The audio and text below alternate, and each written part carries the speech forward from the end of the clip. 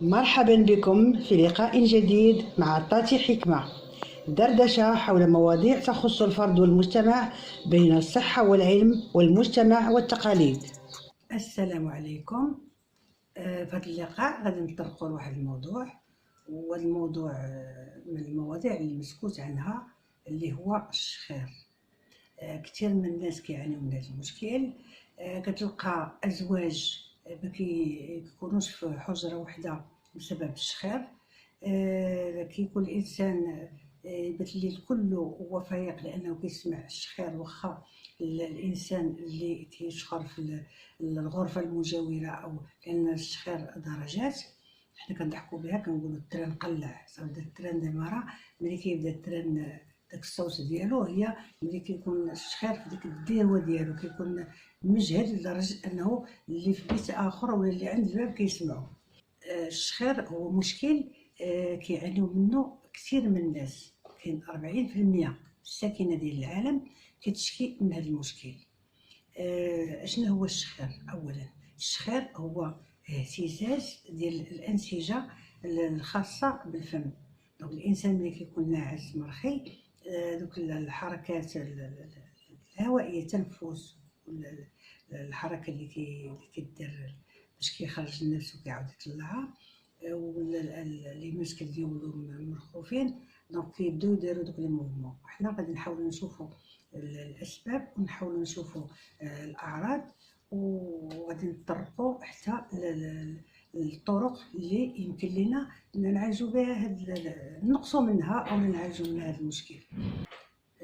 اولا قبل ما نبداو، احنا كيف كنقولوا دائما، احنا هذا الموضوع غادي نتطرقوا ليه من الجانب التحسيسي. احنا ماشي هنا للتدريس، للتحسيس. بزاف ديال الناس كيكونوا كيشخروا وما كيكونوش عارفين راسهم كيشخروا، حتى كيقولها لهم شي واحد اخر. كثير من الاحيان، وهذه ما وقعتش ليا غير انا ولا غير انت ولا غير انتي، بزاف ديال المرات كتكون جالس حداك شي واحد، كتكون كتدوي معاه، وواحد اللحظه كتلقى راسك كدوي بوحدك. علاش؟ كتسمع الشخره ديال داك الانسان، وملي كدوي معاه كيقول لك انا ما نعسش، انا ما كنتش ناعس. دونك هادشي كله غادي ندوزوه. غادي نتكلموا الان على الاسباب اللي كتؤدي للشخير.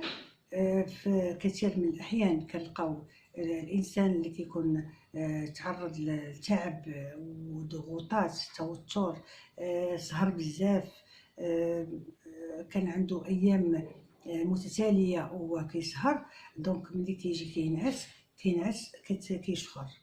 الانسان اللي كينعس على ظهره وكيدير مخده كتكون عاليه بزاف، اولا اولا حاضره بزاف، دونك ما كتكونش مواتيه ليه الرقبه ديالو. كاين الناس اللي عندهم الوزن الزائد، وسورتو السمنه ملي كتولي الشحمه عاطيه ساده على المسالك الهوائيه، كيشخروا. وهذا الشيء راه حنا كنلاحظوه بزاف. الناس اللي كيتعاطاو الكحوليات، اللي كيشربوا بزاف، الناس اللي عندهم التهاب ديال الانف وكيكون بطريقه مزمنه، دونك كتكون عنده حساسيه مزمنه. كاين الناس اللي كيكون عندهم هاد لاكلوازون نازال، هذه كتكون عندها في اعوجاج، ودي كيكون اناتوميكمون كيكون خليقه، اولا من مورا اكسيدون، ولا من مورا شي ضربه ولا شي حاجه. كاين الناس اللي كيكبروا في السن، الرجال او النساء، والنساء خصوصا في لاج ديال الامل من بعد 50 سنه. كاين النساء الحوامل مع الثقل ومع الوزن، غالبا ما كتزاد في الوزن. عندك الاطفال اللي كيكونوا عندهم الجلود، كيف كنقولوا لهم حنا بالهذا لي فيجيتاسيون. الناس اللي عندهم اللوز اللي كيتنفخوا بدرجه كبيره وكيبداو يشدوا المجرى ديال التنفس. الانسان اللي كيكون ناعس كيشخر بطبيعه الحال.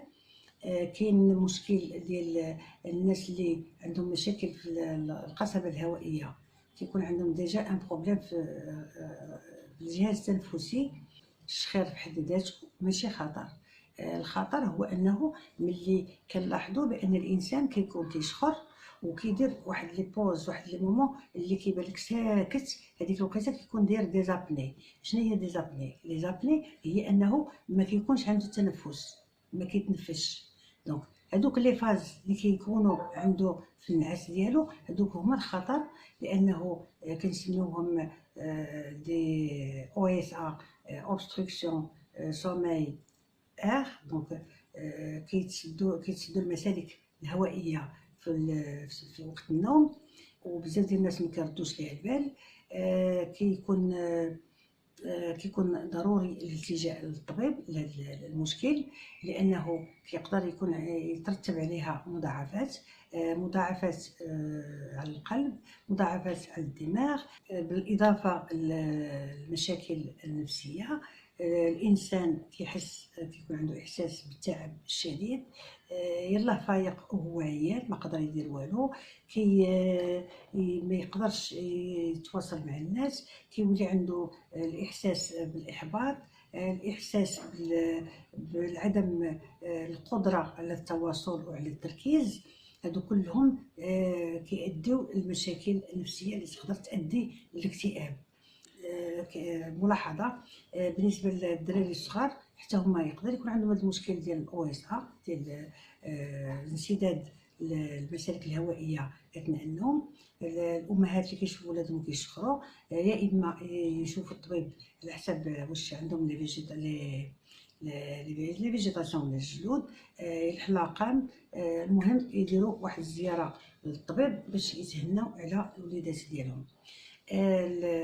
بالنسبه للناس اللي كيكون عندهم مشاكل ديال الشخير وكتكون ما عندهاش علاقه بمشكل مرضي، يغيروا من النمط ديال العيش ديالهم، يحاولوا ينعسوا بكري وينعسوا مزيان بواحد لا كاليتي ديال النعاس تكون زوينه، يحاولوا ما يسهروش، يتجنبوا الكحول.